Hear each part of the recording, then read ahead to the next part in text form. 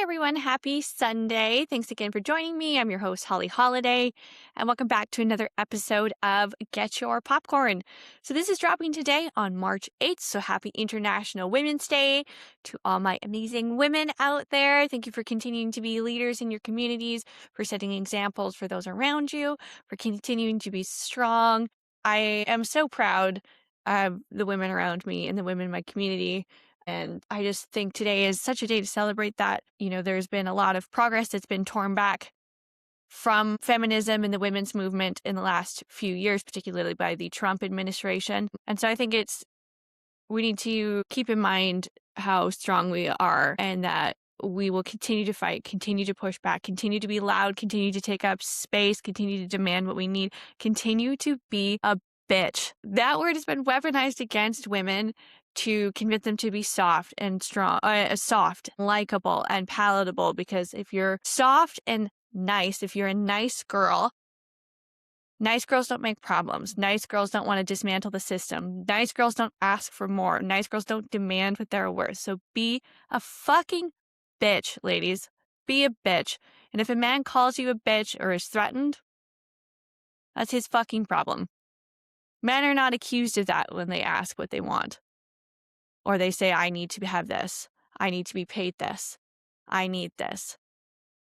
Women will be doing more, and they'll have an expectation that's higher, and they'll be asked for more than what they're getting, but still not as equal, and they'll be called a bitch. So continue to be a bitch, ladies. Our fight is not done. And also, women, if the men around you talk badly about feminists, it's because they like being able to hold power. They uphold the system and they don't really care about you. Because if they are threatened by feminism, they are comfortable with oppression. So, happy International Women's Day to all my bad fucking bitches out there. Continue to be loud, continue to take up space, continue to fight. Because we have something to fight for, and that's what the Trump administration does not have. They are fighting against something, against progress, against love, against hope, all of it. Don't let them break you. And have faith that things will turn, and do everything you can to continue to be strong and continue to resist. A woman's place is in the resistance, if we're going to use Star Wars metaphor here, which I think if you can use Star Wars metaphor, you should. But that a woman's place is in the resistance. So happy International Women's Day to all my bitches. Continue to do what you need to do and don't fucking apologize for it. Don't be soft. You don't need to be. No one expects men to be soft. You don't need to be soft. You don't need to be in your soft girl era. You don't need to be in your divine feminine energy. Fuck that. Fuck all of that. Be you. Be a bitch. Ask and go get what you fucking want. Now, on that note, I'm going to take a hard left turn and we're going to talk about Sleeping Beauty this week, which, not a feminist movie. It's not. It really isn't. I can't really defend it. I love Disney. A lot of the earlier ones, it's a lot of princesses getting rescued from towers. It really is. So I didn't really think about this when I was creating my episode order, but there are things about it that Sleeping Beauty doesn't get the credit I think she deserves. Because yes, of course, she falls asleep in the tower for a good portion of her own movie. But also she does express what she wants and how she wants to be in love with somebody. And she doesn't want to be in this arranged marriage. She wants to marry Prince Philip, who, of course, she doesn't know is the same person. But that's a rather bold idea. So I think we do need to give her some credit that she has some sort of narrative oomph behind her. So this movie came out in 1959. She's one of the original Disney princesses, obviously. So this film was in kind of development hell for a long time. Like I said, the original release date is 1959, but they were working on it for about 10 years. One of the big sort of issues that they ran into is at this point, Snow White and Cinderella had been done. And of course, these are also our princesses that have less of a sort of plot to them. To themselves. They're sort of more in the middle of the story as opposed to like guiding the story. And so they didn't want to do that the same way. So the film would be storyboarded and Disney would reject it. And then they'd start again and again and again. And eventually they sort of manipulated it into being, what we know today. So this film is, in my opinion, Disney's crowning achievement in terms of animation. They had a very different turn with what they had done in the original films before this. And I mean, I love original Disney animation design in general. I think they're just absolutely stunning to look at. I feel like you can turn the TV on mute and watch old Disney films up until, I'd say, probably The Jungle Book without volume.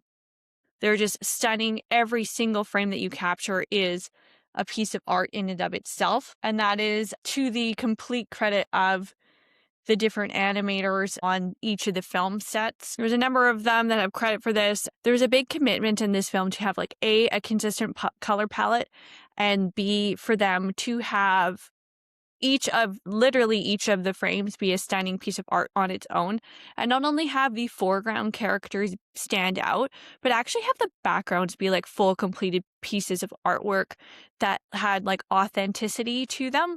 So they traveled and did like reference sketches and paintings that then animators worked off of different medieval castles, from the time period they were thinking of. Obviously that's a little bit mixed around with certain things, and it is a fairy tale.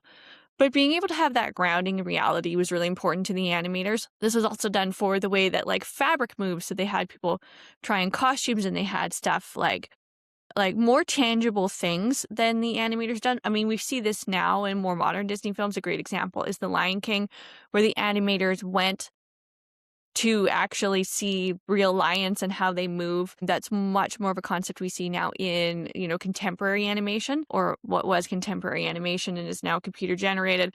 Bring back the 2D, guys. I love 2D animation, and we don't see it anymore. This is a lost genre.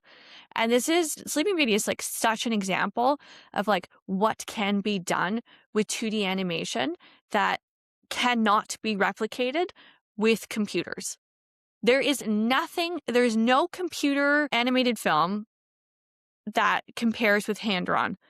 There just isn't. It lacks warmth, it lacks depth, it lacks authenticity, and I will absolutely die on that hill. Does it take technical skill? Of course. Of course. Am I saying I could go out and make Up? No. But if we look at something like Up and we look at something like Sleeping Beauty, it's not even the same thing. That's like comparing Grown Ups and fucking Citizen Kane. Like, no, we're not. It's not the same. It's not the same level of technicality and skill and artistry that it takes for something like Sleeping Beauty, which is just like technically one of the most beautiful films I've ever seen. I think Sleeping Beauty holds up against like real live action films. You can't tell me that the scene work from Sleeping Beauty isn't as beautiful as something from like Nosferatu and those like cold winter scenes when they're approaching Orlok's castle, or in Gone with the Wind when, they're desolate and they're on their way to Terra and it's got that blood sky. Like some of the most beautiful cinematography, like Sleeping Beauty can go toe to toe with that. Like this film is spectacular. This is the pinnacle of Disney animation, in my opinion, in terms of what they were able to do with just like the actual artwork. It is stunning. And then when they were doing like this along the animation process, they realized how beautiful the backgrounds were, that they actually had a hard time having their characters stand out against all of that, which is just crazy. And like you can see it all through. Like I swear I can watch this on mute. Like this is so beautiful. It makes the story even more compelling because you're just absolutely just stunned. You're just like locked in. You're like, this is so gorgeous. For the voice casting of this film, also I believe is just amazing. Just spot on in terms of the skill. We of course have some returning characters from previous Disney films. First off, we have Mary Costa as Princess Aurora, Briar Rose, Sleeping Beauty. We've got a few names for her. We have Ben Shirley as Prince Philip, and we have Eleanor Audley as Maleficent. Now, you'll recognize the voice of Eleanor Audley because she also played the stepmother in Cinderella, Lady Tremaine. We have Verna Felton as Flora, Barbara Luddy as Merryweather, Barbara Jo Allen as Fauna, Taylor Holmes as King Stefan, Bill Thompson as King Hubert. Now, like a lot of Disney films in the canon, it was not an initial box office success. It was actually a box office bomb. Its original production budget was $6 million, which is the most expensive Disney film ever made up until this point. It's also like a crazy amount for that time period. During its original release, it grossed $5.3 million, making an absolute box office bomb, losing about $1 million. It ended up causing massive layoffs for the studio in terms of the animators once it was done, and it caused Walt Disney to become so disgruntled with animation, he actually took a pause on making animated movies and switched to live action for a while. Now, subsequently, as like the Disney structure is that Disney would re-release films into theaters every few years. I removed things out of the vault. And so Sleeping Beauty now, in retrospect, after re-releases, has made $51.6 million in theaters, which makes it the second most successful film after Ben-Hur from 1959. But it's important to remember that is, when you're looking up the what the film made, it is based on lifetime box office achievement as opposed to initial box office numbers, which was an incredible bomb. So now if we're adjusting on what is made for its lifetime box office achievement, it is actually $681 million in today's money with everything collectively. So that makes it in the top 50 highest grossing films of all time. Which is crazy because this was initially such a bomb and was chaos for the studio. They lost $1.3 million that year in their revenue, which is like a fuck ton. It's a fuck ton of money now. In 1959, oh my God. So this film also received very mixed reviews from critics at the time. But now, in retrospect, looking back on it, it receives very high praise from contemporary critics. I give this film a 5 out of 5, personally. I love it. No notes. I think it's great. Again, like, if we're putting the Sleeping Beauty character through modern feminist ideals, she doesn't really hold up.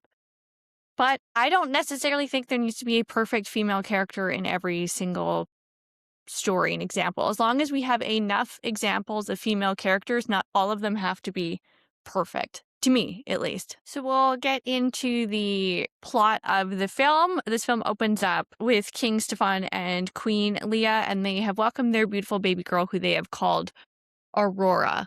And this is my favorite thing that old Disney movies do, where they all actually start with the opening of the story. So we see like a small portion of a real book that is then opened, and then we go into the story with the bit of narration at the front. And they tell the story of how baby Aurora came to be and how they are throwing this celebration for her. And now each of the fairies and the important people and the noble people within the kingdom have been invited, except one. And all of them are coming to lay their blessings and their gifts for the baby. And I love this sequence because we meet the 3 good fairies, Flora, Fauna, and Merryweather, and each one of them are blessing the babies with this gift. And they're singing this song, and then it goes, when they do their magic, to this like kind of cosmic animated sequence while each of them are casting their good spells. And it's a weird girl fantasy, guys. It is stunning. So beautiful. This is where we also meet King Hubert and his little son, Prince Philip, and they discuss that they are going to arrange a marriage with baby Aurora and the young prince. Creepy, in my opinion, at this point. I don't know. I don't get arranged marriages. Whatever. It is what it is. But like, I don't know. I would like to pick. Now, then we meet the absolute icon that is Maleficent. She was not invited to this party because she's been deemed evil. We don't know why. But she's been deemed evil. And so they did not invite her. And she's pissed. Because, like, fucking fair? I don't know. Is it because they all dress in color and Maleficent has a crow and is in all black? Because, like, I kind of relate to that. But she's not invited to this party. And she has decided, this is where she loses me. She had me, then she lost me. Where she's going to seek revenge on a baby. I'm petty. I'm not cast spells on a baby petty. Because I wasn't invited to a party. But I would be pissed. I don't want to go anyway, but I'd be pissed if I wasn't invited. But she comes in and she decides that she's going to cast a spell on the baby to seek revenge on the parents for not inviting her. And The spell that she casts is that when Aurora is 16, she's going to prick her finger on a spinning needle and die. And then she kind of explodes in flames and leaves, and everybody panics. And one of the fairies hadn't quite cast their spell of protection. So, the spell that she casts is that instead of when she pricks her finger on a spinning needle and dies, that she's actually just going to fall asleep. And when true love finds her and gives her a kiss, the spell will be broken and she will wake up. So King Stefan orders all the spinning wheels in the entire kingdom to be burned. Not sure how they make wool fabric for the rest of the time, but here we are. And then Flora, Fauna, and Merryweather decide that they're going to take Aurora, of course, with the parents' permission, to a secluded cottage in the woods, and they're going to raise her there to protect her and keep her away from Maleficent and finding her. And they give up magic so that they can't be tracked or followed. They don't bring any attention, and they pretend to be human peasants, and they rename Aurora to Briar Rose, which I actually like better. Maybe because it's easier to say. So on Aurora's 16th birthday, or Briar Rose's 16th birthday, they send her out to go and get berries, and they're going to create a surprise birthday for her. And this is my kind of part of my favorite scenes is the interactions between the fairies, because they've got sort of three archetypes. We've got like the older one who thinks she's in control and is the smartest and is the boss, is kind of calm. We've got the middle one that she's kind of ditzy and just kind of like bumping around through life. And then we have the younger one who's very brash, very brass, very tell it like it is. And she and the older one like to fight.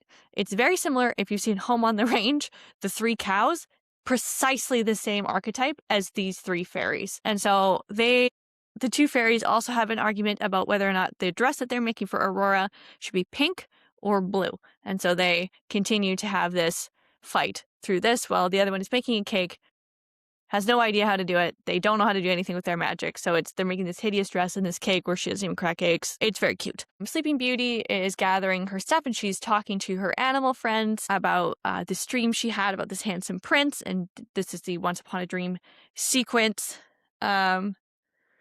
And Prince Philip, who we met before, who of course they don't know each other's identities, hears her and joins her in song, and they dance. And they fall in love because this is a Disney movie, so it is what it is. They fall in love, but they don't learn each other's names.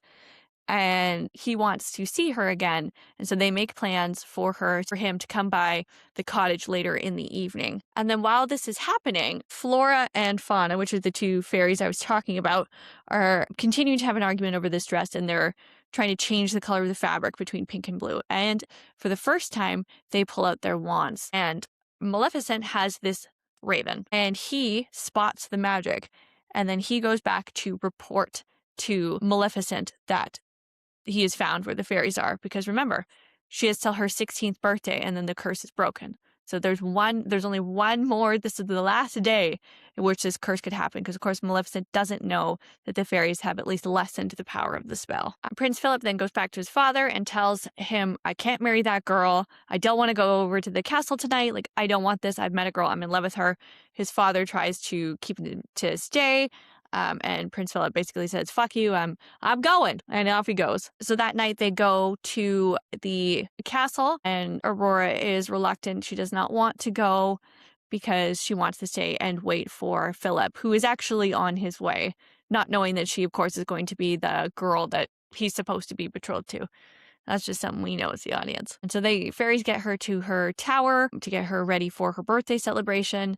She's in the tower, and then Maleficent appears as this sort of green glow and lures her up sort of this back passageway, where she does indeed prick her finger on a spinning needle and fall deep to sleep. Now the fairies go and they put Sleeping Beauty at the top tower to protect her, and then as they're coming down to speak to the king and queen, they overhear a conversation between Herbert and King Stefan, where they are able to put together that Prince Philip is actually in love with Aurora, and he was going to see her, and that's why he's not there. And he's going to be at their cottage. So they put the entire kingdom to sleep, just put a hot pause on what's happening there so that they can figure this out. They go back to the cottage. It's been completely ransacked, and they realize that Philip has been kidnapped and taken to Maleficent's castle. We then get to Maleficent's castle in the Forbidden Mountains, and she also discloses the identity of Princess Aurora to Philip and says, you're going to die in here as an old man. I might let you go when you're really old, but she won't want you because you will be old and gross and she will still be young and hot. And so that's not going to work out well for you. I'm paraphrasing here. The fairies are able to help release Philip, and then they perform magic on a shield and a sword, both the Sword of Truth and the Shield of Virtue. And Maleficent transforms herself into a dragon to try to stop him. So we see these great battle sequences between Prince Philip and Maleficent as the dragon. And Maleficent is throwing all sorts of things at the wall to get the Prince Philip to not be able to, including surrounding the castle with thorns. Now, if you read the original fairy tale story, they don't have this sort of like crisscrossing interlock between the kingdom and stuff. What happens is that the castle and the people in the castle have been asleep for so long that it's actually grown over. So this is their way of kind of speeding it up and kind of skirting around that particular plot point. The fairies then assist Philip when he's trying to slay the dragon by giving him a little extra magic power so that he can slay the dragon. And it goes right into her heart and kills her. Again, this is like the most like stereotypical like Disney fairy tale you can possibly think of. Of course, then Prince Philip goes back to the castle, finds Princess Aurora, awakens her with a kiss, and then that awakens the rest of the castle. Now, because it's International Women's Day, and also every day, please do not kiss women without their consent. Please don't. Don't do that. Not a cool thing. It's now appeared in 2 Disney movies, Snow White being the other one. So women don't want to be kissed when we're sleeping and we don't know. So please ask. We like to be asked. And if we say no, we mean it. But we're going to suspend disbelief here for this 1959 cartoon. Because I like this movie. So then the two come down to the ballroom just as the fathers are continuing to still have this discussion where King Hubert's trying to explain, like, oh my God, like my son's actually not going to marry your daughter because he's in love with this fucking chick he met in the woods. But it all comes full circle and it's fine. And they walk down together. And then they dance in the ballroom. And the fairies are still having their argument about turning the dress pink and blue and pink and blue. And of course, as we know from the posters, marketing's all in pink. So who won that one? And that's how the movie ends. This movie is so much fun. It's such a typical Disney movie. It's every fairy tale stereotype you can possibly think of, but that doesn't mean it's not great. It's beautifully animated, beautifully shot, stunningly designed, voice casting is great, music is great. I think it really holds up. I think it can go toe to toe with any animated film in the last 20 years. Easy. I'd be hard pressed to find a better animated film in terms of like the actual animation style. The only other film that I think is equally as beautifully drawn is Pocahontas. But I've already covered that one and all that film's issues. But in terms of animation style, just absolutely stunning. Okay, well, happy Sunday, everybody. Thanks so much for joining me again. I'll see you next week. Reminder that the episode for next week is actually going to be on Monday and not Sunday because next Sunday is the Oscars. So I'm going to do an Oscar wrap up on Monday instead because I am going to be eating takeout at my sister's house and watching the Oscars, red carpet, because I love that. It's not as fun without Joan Rivers. Joan, we miss you in your comments. Please tell me you're talking shit from heaven. We hope. I want to see all the musical stuff, all the performers. I'm excited for Conan O'Brien to be hosting again. Elroy Lindo, sending good vibes to you. I want you to win Best Supporting Actor. If you can't, Jacob Elordi, I hope that comes to you for the Best Actor race. It's gotten so interesting. Michael B., come on, we want you. I have a feeling it's unfortunately not going to go in Michael B.'s favor, but I am still really wanting him to win because he is incredible in that movie. Anyway, happy Sunday, everyone.